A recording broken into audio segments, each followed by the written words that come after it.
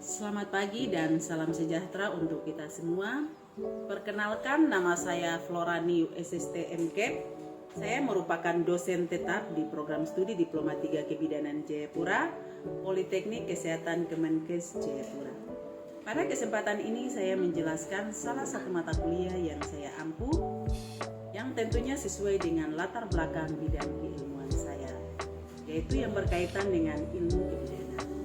Pada kesempatan ini saya akan menjelaskan tentang teknik pengajaran dengan menggunakan metode DIA, yaitu Delivery, Interaction, dan Assessment. Pada salah satu mata kuliah yang saya ampu, yaitu mata kuliah asuhan kebidanan nifas dan menyusui yang memiliki bobot 3 SKS yang terdiri dari 2 SKS teori dan 1 SKS praktikum, yang mana sistem pengajaran dilakukan secara tim teaching. Mata kuliah ini merupakan mata kuliah wajib pada program studi Diploma 3 Kebidanan Jayapura yang diberikan pada semester 3, di mana pertemuan perkuliahan dilakukan sebanyak 14 kali tatap muka.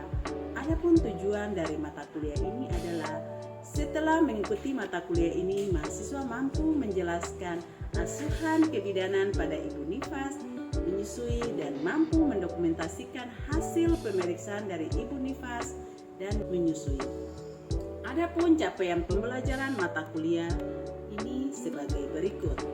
Yang pertama, mahasiswa mampu menjelaskan konsep dasar asuhan kebidanan masa nifas dan menyusui. Yang kedua, mahasiswa mampu memahami proses laktasi dan menyusui. Yang ketiga, mahasiswa mampu memahami perubahan dan adaptasi fisiologi dan psikologi pada masa nifas dan menyusui. Yang keempat, mahasiswa mampu mengidentifikasi kebutuhan dasar ibu nifas dan menyusui. Yang kelima, mahasiswa mampu memahami proses adaptasi masa nifas. Yang keenam, mahasiswa mampu memahami faktor-faktor yang mempengaruhi masa nifas dan menyusui. Yang ketujuh, mahasiswa mampu memberikan asuhan pada ibu masa nifas dan menyusui. Yang kedelapan, mahasiswa mampu menganalisis penyulit dan komplikasi pada masa nifas dan menyusui. Dan yang kesembilan, mahasiswa mampu melakukan pendokumentasian masa nifas dan menyusui dengan menggunakan metode SWOT. Setelah mengetahui deskripsi singkat dari mata kuliah yang saya ampu, selanjutnya saya akan menjelaskan teknik pembelajaran yang saya gunakan dengan menggunakan metode DIA. Yang pertama adalah delivery, yaitu dengan cara saya menyampaikan materi perkuliahan dengan baik sehingga mahasiswa dapat mengerti tentang mata kuliah yang saya ajarkan. Dalam proses perkuliahan ini, beberapa strategi yang saya gunakan yaitu: pertama, saya menggunakan beberapa textbook, diantaranya buku asuhan kebidanan nifas dan menyusui karangan Heni Puji Wahyuningsi, dan buku asuhan kebidanan dan menyusui karangan Juli Astuti, dan diktat asuhan kebidanan nifas dan menyusui karangan saya sendiri, sehingga mahasiswa mendapat ilmu lebih banyak dari kasus yang mereka dapatkan melalui buku, jurnal, dan artikel. Yang kedua, menggunakan strategi case study, yaitu memberikan contoh kasus terkait isu nifas dan menyusui terkini. Yang ketiga, menggunakan metode small group discussion, di mana saya memberikan soal kasus yang dapat didiskusikan oleh mahasiswa dalam kelompok-kelompok kecil dan membuat rangkuman setiap topik dan dapat dipresentasikan setiap minggu sebelum perkuliahan dimulai. Yang keempat, simulasi atau demonstrasi mata kuliah asuhan kebidanan nifas memiliki bobot 1 SKS untuk praktikum. Capaian mata kuliah terkait mahasiswa mampu memberikan asuhan kebidanan nifas melalui demonstrasi dan simulasi setelah dibekali dengan teori dan skenario kasus melalui standar prosedur yang terkait dengan topik yang akan disimulasikan. Teknik dalam simulasi ini adalah role play atau bermain peran, di mana mahasiswa akan menjalankan perannya masing-masing sesuai dengan skenario yang sudah dibuat dan selanjutnya dapat melakukan praktikum di laboratorium sesuai dengan topik yang akan didemonstrasikan. Yang kedua, metode interaction, yaitu bagaimana saya berinteraksi dengan mahasiswa selama perkuliahan berlangsung. Dalam perkuliahan ini saya menggunakan beberapa interaksi untuk berkomunikasi secara langsung dengan mahasiswa yang saya ajarkan. Yang pertama, tatap muka di kelas yang saya lakukan adalah memberikan stimulasi untuk mahasiswa dapat berpartisipasi secara aktif untuk bertanya dan mengemukakan isu-isu terkini tentang asuhan kebidanan nifas dan menyusui agar proses belajar mengajar dapat berjalan dengan baik secara komunikatif dan dua arah.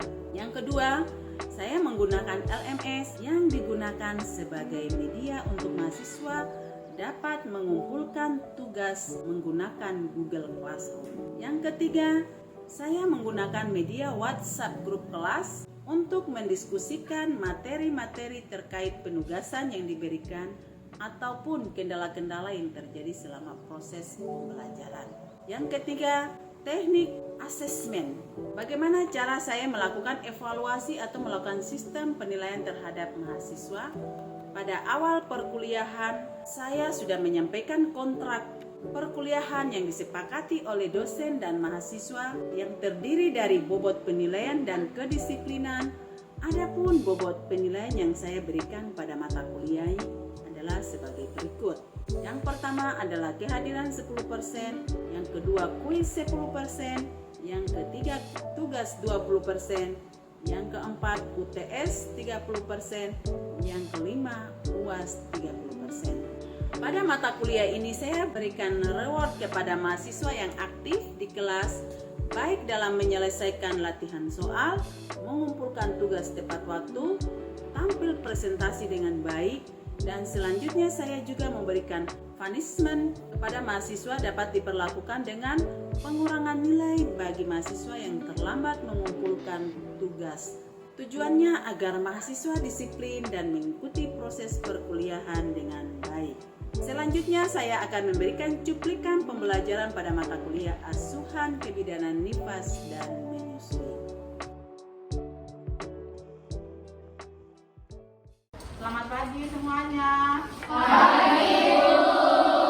Baik, masih semangat? Masih. Ya, luar biasa ya. Baik, terima kasih. Kita akan memulai dengan perkuliahan kita di hari ini. Namun untuk sebelumnya, Bu menyampaikan bahwa untuk absen nanti setelah selesai sesi perkuliahan baru kita akan absen seperti itu ya. Ya, bagaimana kita kali ini akan membahas tentang materi perubahan dan adaptasi fisiologi dan psikologi pada isu nifas, laktasi atau menyusui. Ya. Namun sebelumnya Ibu akan menyampaikan capaian pembelajaran kita di hari ini, yaitu mahasiswa diharapkan mampu memahami perubahan dan adaptasi fisiologi dan psikologi pada masa nifas dan menyusui. Kemudian yang menjadi sub pembelajaran kita atau sub capaian mata kuliah kita di hari ini, yaitu memahami perubahan fisiologi dan psikologi masa nifas dan menyusui. Itu capaian pembelajaran kita hari ini. Kemudian materi yang akan kita bahas di pertemuan hari ini adalah yang pertama adalah perubahan sistem reproduksi uterus, yang kedua adalah vagina, perubahan sistem pencernaan, yang ketiga adalah perubahan sistem perkemihan, yang keempat adalah perubahan sistem muskuloskeletal dan perubahan sistem endokrin, yang berikut perubahan tanda-tanda vital, perubahan sistem kardiovaskuler dan perubahan sistem hematologi. Namun sebelumnya perlu kita ketahui bersama bahwa pembelajaran kita pada saat ini kita menggunakan teknik pembelajaran luring atau tatap muka ya.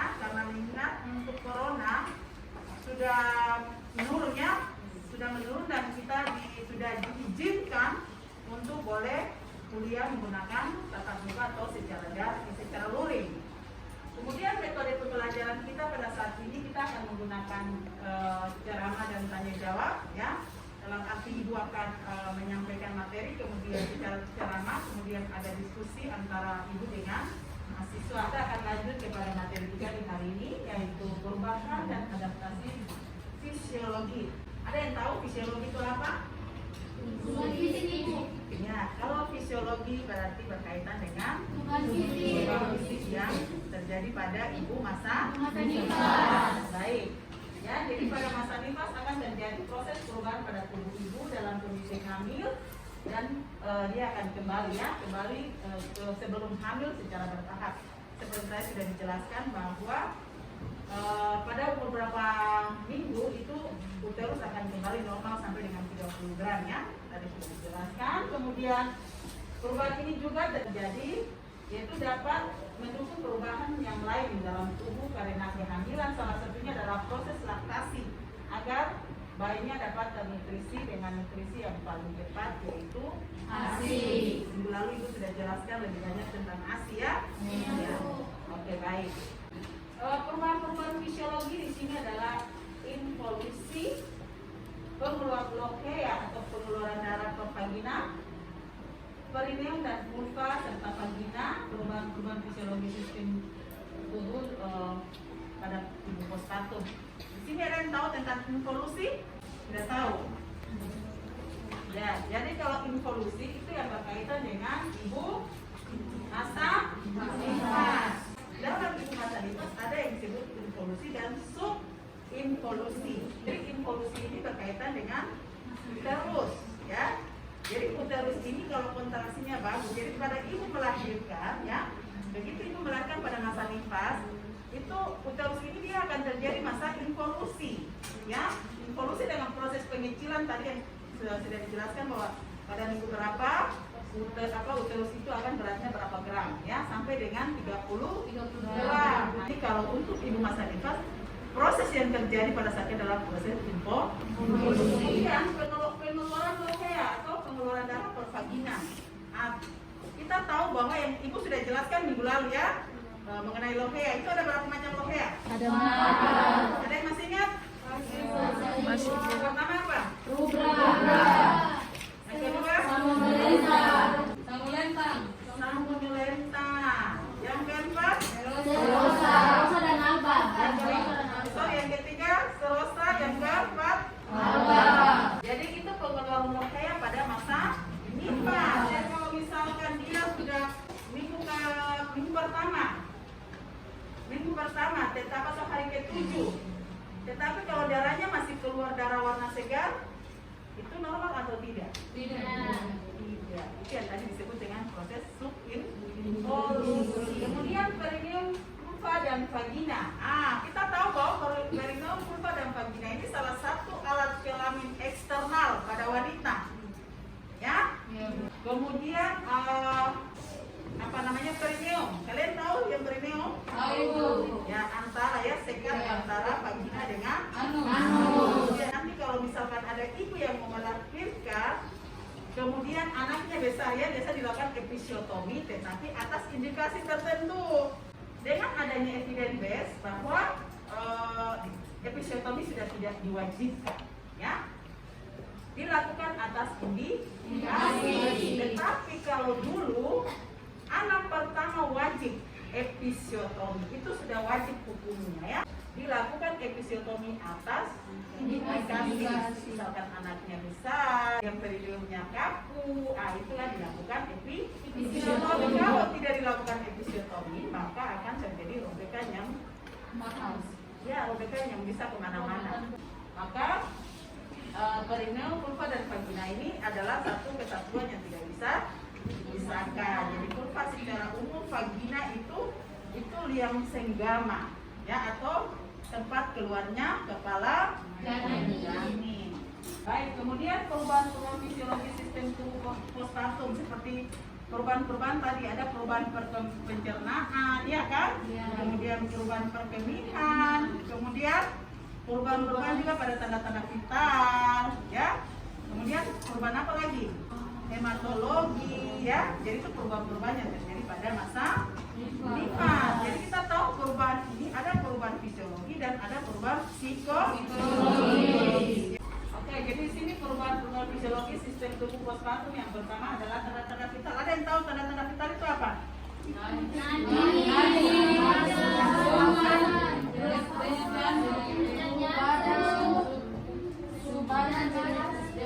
Tambah satu. Nama siapa?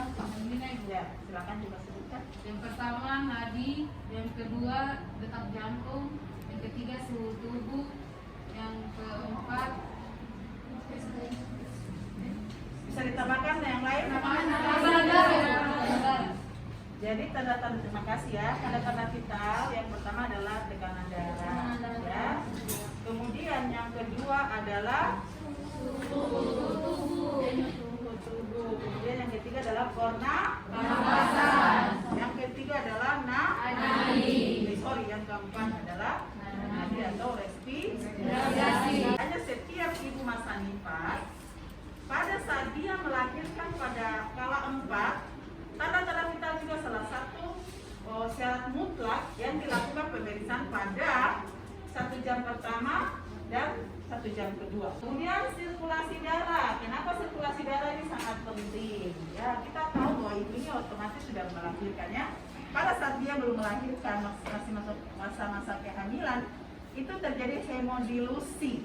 Sehingga biasanya terjadi, makanya ibu yang hamil itu harus dilakukan pemeriksaan HB. Kalian tahu HB?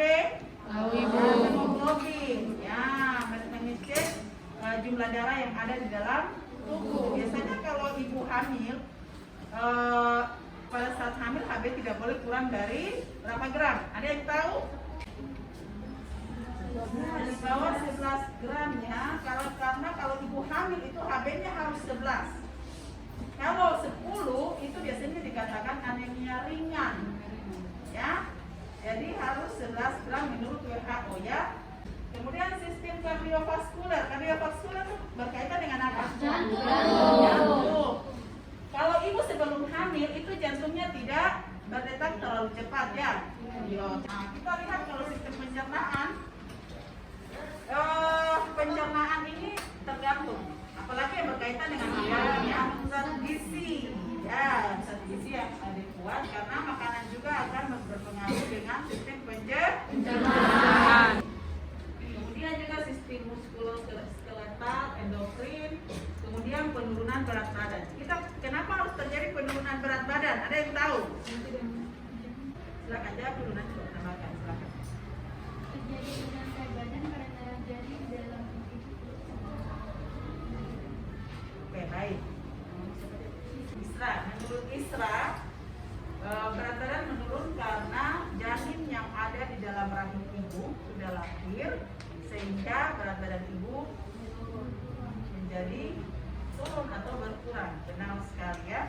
Turunnya sedikit karena berkaitan dengan uterus pasti masih dalam proses involusi. Sampai dengan ibunya kalau uterusnya sudah kembali normal, maka pasti berat badannya ibu sudah kembali normal seperti biasa. Seperti itu. Tetapi tergantung ya. Kemudian perubahan payudara. Yang tadinya payudara ibunya hamil, posisinya tegang ya, kencang, iya toh? Nah, tetapi begitu ibu melahirkan otomatis dia sudah menyusui, maka ada terjadi perubahan pada payudara. Sampai di sini ada yang mau ditanyakan? Belum kita lanjut? Ya, silakan. Sebut nama. Perkenalkan, nama saya Yuliana Randomkir. Di sini yang saya ingin tanyakan, tadi Bu menjelaskan tentang kandung kemih. Apakah kandung kemih yang penuh mengganggu pada masa persalinan? Baik, terima kasih. Ini pertanyaan yang sangat bagus dari siapa namanya tadi?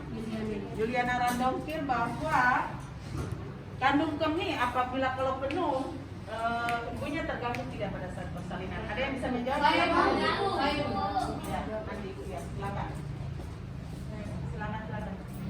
Jawab. karena pada saat kandung itu bisa menyusui darah. Ya. Namamu siapa, Dek? Ditari.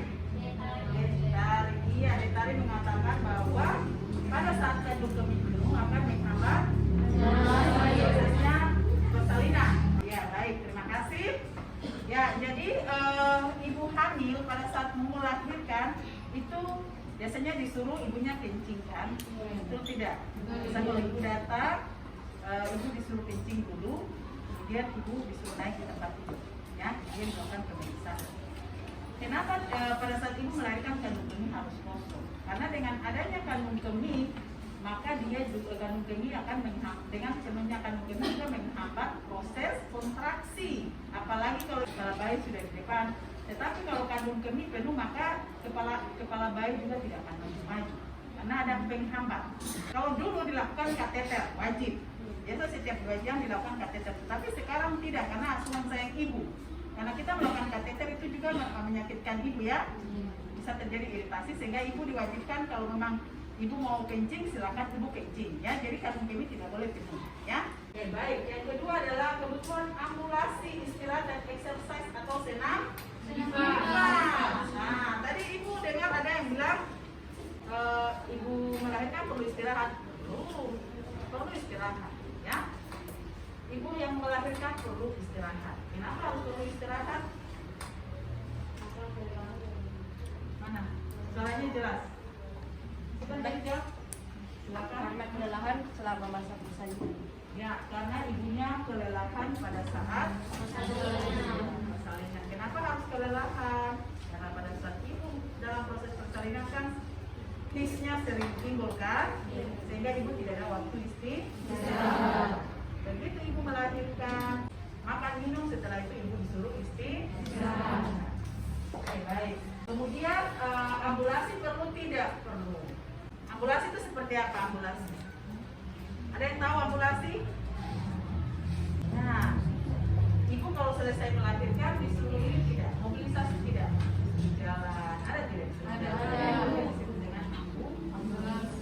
Jadi kalau ibunya baru bisa jalan, bisa ditaruh di kursi roda, kemudian kalau ibunya contoh seperti pasien yang post SC, ya itu biasanya kalau ibunya belum bisa belum bisa jalan, itu biasanya dikasih duduk di kursi roda.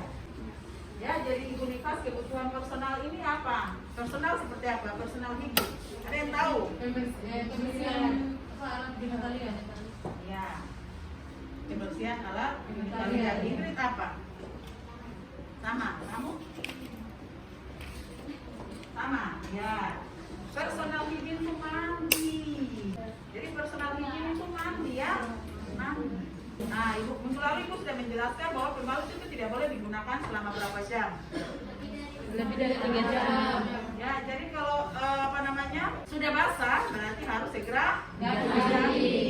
Jadi bukan hanya pada ibu nifas saja, pada kita yang bukan orang nifas pun harus rajin ganti celana dalam, apalagi pakaian dalam yang terbuat dari nilon. Dia kan tidak menyerap keringat sehingga lembab kan? Ya.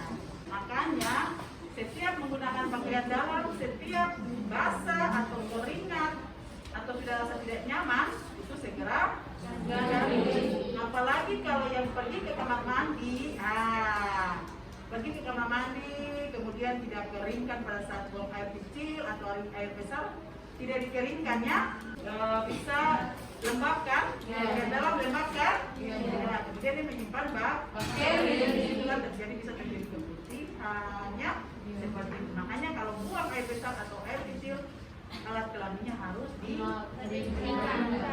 Jangan sampai basah karena itu juga bisa membuka bertumbuhnya bakteri. Ya, bakteri dan bisa menyebabkan jamur. Jadi sama juga dengan ibu yang ini, ibu masa nifas, itu juga harus kita anjurkan. Jadi membersihkan. Jadi kita ajarkan pada ibunya, Bu, kalau membersihkan jalan lahir atau vagina itu dari depan ke belakang, jangan dari belakang ke belakang. Ya, saya pikir kalau untuk kebutuhan nutrisi sudah jelas ya, yang seperti itu sudah jelaskan kemarin. Kemudian kebutuhan air nafsu juga berkaitan dengan buang air besar dan air kecil. Baik, kita masuk ke gangguan psikologi yang dapat dialami oleh ibu pada fase ini atau fase nifas ya. Itu biasanya apa? Ibunya mengalami kecil itu gangguan ya, itu gangguan. ibunya mengalami kekecewaan pada bayinya, apalagi ibu-ibu yang mengalami kecelakaan. Nah, jadi bisa saja ibunya mengalami kekecewaan pada bayi. Jadi apa yang dia pendam di hatinya dengan si laki-laki yang menghamilkan, dia bisa dia lampiaskan ke bayi. Seperti itu. Kemudian ketidaknyamanan sebagai akibat beban fisik yang dialami. Jadi biasanya kalau kita lihat biasanya ibu-ibu yang sudah mengalami gangguan psikologi sudah malas urus diri, iya kan? Sisir rambut saja mungkin sudah tidak sisir rambut, bangun pagi langsung rambut berdiri kayak memberi, ya kan?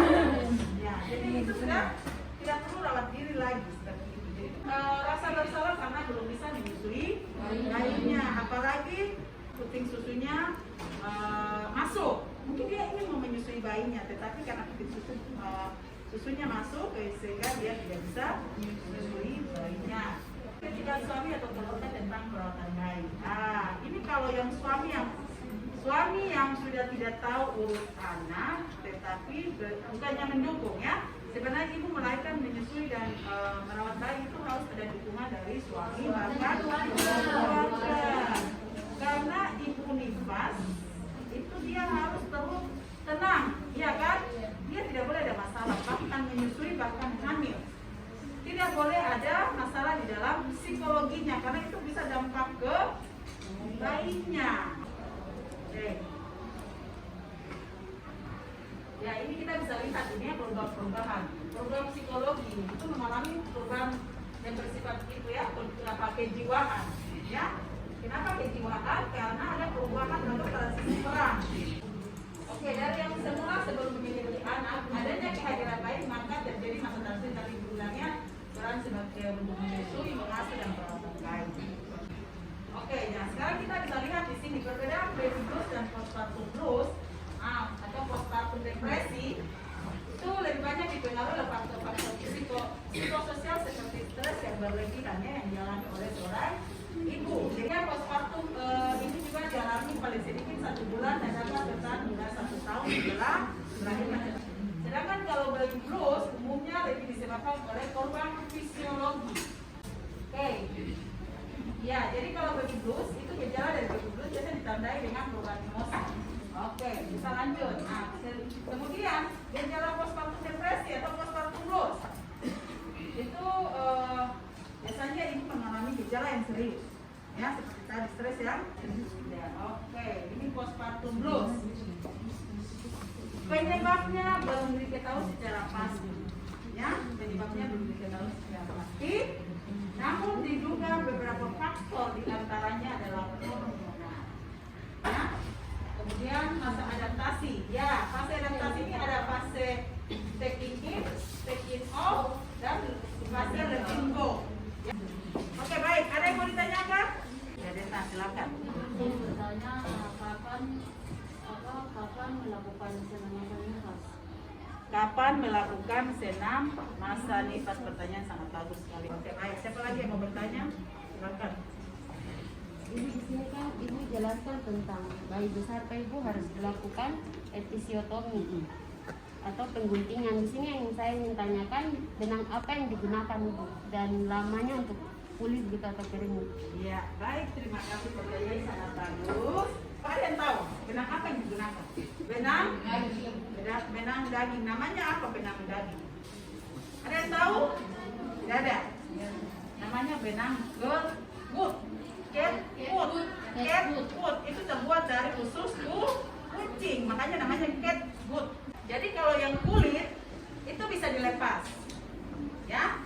Itu biasa nanti hari ketiga dicek, ya. Biasa hari ketiga dicek. Oh ini jahitannya masih basah, berarti jangan dilepas dulu kalau masih basah jahitannya.